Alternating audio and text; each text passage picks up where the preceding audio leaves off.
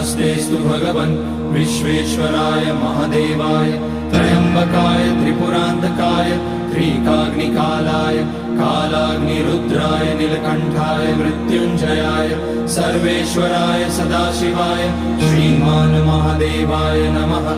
ॐ नमः शम्भवाय च मयोभवाय च नमः शङ्कराय च मयस्कराय च नमः शिवाय च शिवतराय च।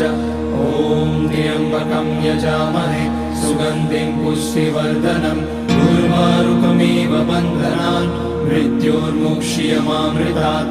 नागेन्द्रहाराय त्रिलोचनाय भस्माकराय महेश्वराय नित्याय शुद्धाय दिगम्बराय तस्मै नकाराय नमः शिवाय।